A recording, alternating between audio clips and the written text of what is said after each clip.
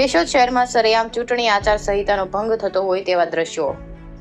લક્ષ્મીનગર 1 અને 2 સોસાયટીમાં ભાજપના કમળના નિશાનવાળા અસંખ્ય કમળ અને મોદી સરકાર લખેલા વોલ પેઇન્ટ જોવા મળ્યા। શહેરના મુખ્ય રાજમાર્ગો, Raj cinema road, Maheshnagar, Amrutnagar main road, મંદિરના પરિસરની દિવાલો તેમજ ભાજપના કાર્યકરોના ઘરે જાહેરમાં લટકતા ભાજપના કમળ પ્રિન્ટ કરેલા ધ્વજ જોવા મળ્યા। સરકારી તંત્ર આચારસંહિતા અમલી બનાવવા ભર ઊંઘમાં। જગદીશ યાદવ, જૂનાગઢ।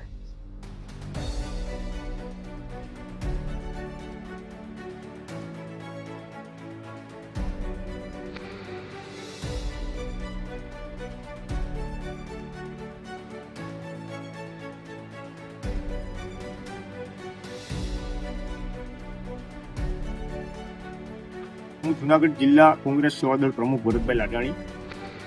આજે ચૂંટણીના માહોલમાં ભારતીય જનતા પાર્ટી કેશોદ 88 વિધાનસભા મત વિસ્તારમાં પોતાની જાહેરાત માટે હિતચિત્રો જે દોરવામાં આવ્યા છે એમની પાર્ટીના ચિહ્નના, એ પણ આજે જે ભૂસી નાખવાના હોય એના બદલે જાહેરાતો માટે રાખ્યા છે।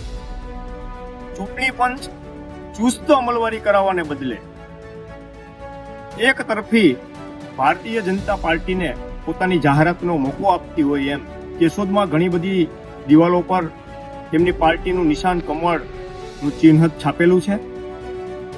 ગઈકાલે ભારતીય જનતા પાર્ટીના કાર્યકર્તાઓ દ્વારા રેલી કાઢવામાં આવેલી, જે પણ નગરપાલિકાની હદમાં આવતા નગરપાલિકા હસ્તગત અમુક એમના વીજપોલ ઉપર પણ એમની ઝંડીઓ આજે પણ રાખવામાં આવેલી છે।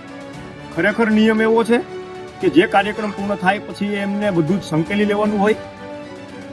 જ્યારે કોંગ્રેસ નાની મોટી એવી કોઈ કાર્યક્રમ કરે અને ઝંડીઓ હોય તો સીધી ફરિયાદ દાખલ કરી દેવામાં આવે છે। અમારી બાજુમાં વંથલીની અંદર પણ કોંગ્રેસના કાર્યકર્તા પર જાહેરનામાનો ભંગ કરી અને આચારસંહિતાની અમલવારીના ભાગરૂપે ફરિયાદ દાખલ કરવામાં આવેલી। જ્યારે ભારતીય જનતા પાર્ટી કોઈ ભૂલ કરે તો ચૂંટણી પંચ છે એ આંખ આડા કાન કરે છે। એટલે કાયમી કોઈની સરકાર રહેવાની નથી। એટલે હું આ મીડિયાના માધ્યમથી વિનંતી કરવા માંગુ છું કે ચૂંટણી પંચ અને એમના અધિકારીઓ એક તરફી વર્તન ના કરે એવી આપને હળવી ટકોર છે।